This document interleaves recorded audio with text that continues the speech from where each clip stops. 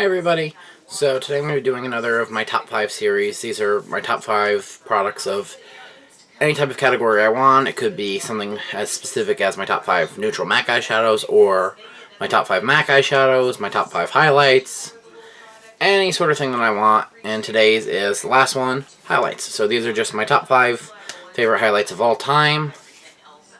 This was a doozy because I've got a few that I like. I didn't realize I liked that many highlights, but I had a few, and I'm going to cheat and give you 2 honorable mentions, but let's just jump right in and start with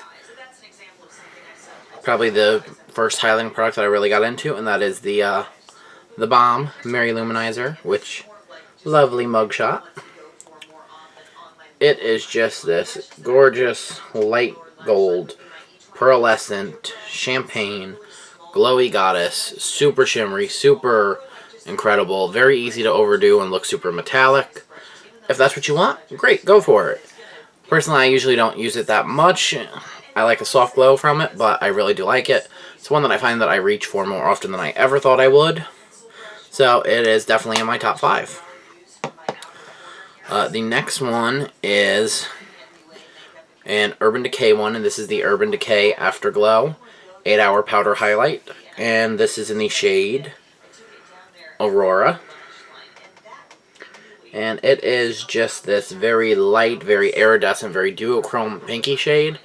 It looks great with berry blushes. I absolutely love it. I love this sort of pinky highlight. It has this very brightening, wake up look on the skin. Thus why I love it.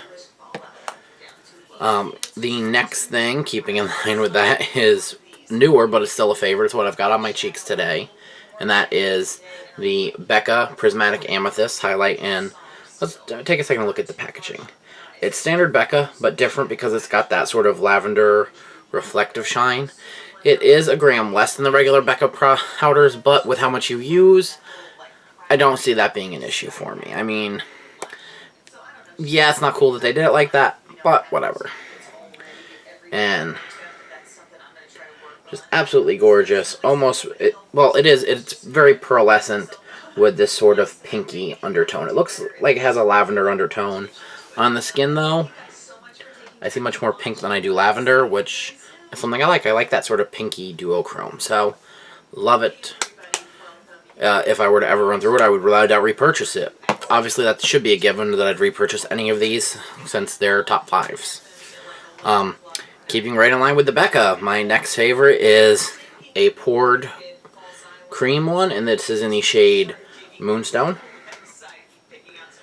And it looks very yellow on camera. It's a yellow goldeny highlight. It's very light, very beautiful, very natural looking on the skin. This is what I refer to as mature, grown-up highlight, because you're not going to see glitter, you're not going to be super reflective. You're going to have youthful, dewy skin with this.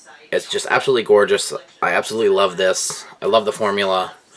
My only complaint is that I really like using stippling brushes, and I find that the best results from this is with my fingers. So, only complaint, still top 5. Absolutely love it. Love the shade. The last and my favorite of my top 5 is, surprise, another Becca. And this one is the shade that I just mentioned, Moonstone, just in the liquid form. Here we have a little mini that came in one of those $20 sets last year where you get this in a powder. As you can see, I have very much used a lot of this.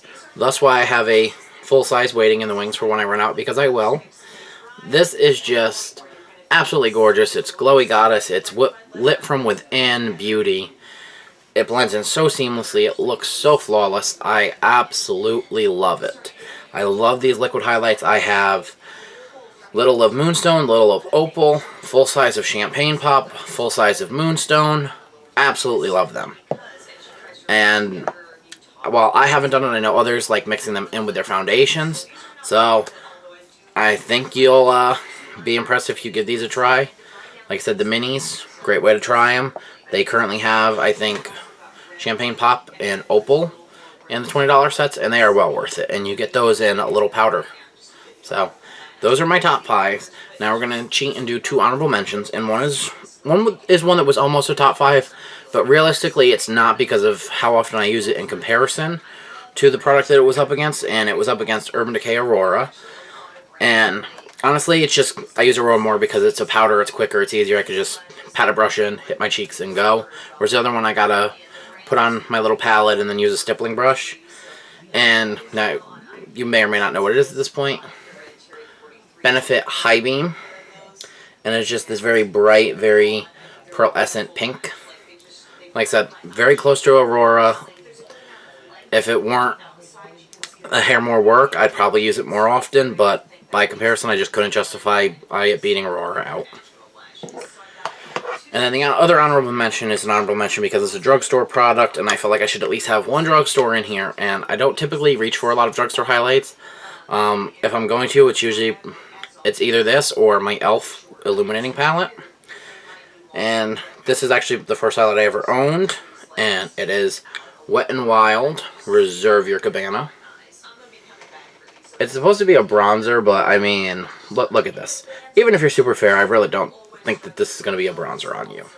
It's a very light shade, it's very beautiful, it's a little skin perfecting, it's the closest thing that I have ever seen to Laura Geller Baked French Vanilla in drugstore. So I figured I'd include that, show you guys a drugstore product that I do like, that it's very dummy proof. You're not going to overdo it. So, but yeah, those are my top 5 highlights. If you have any questions or comments, post them below. As always, thanks for watching. Bye.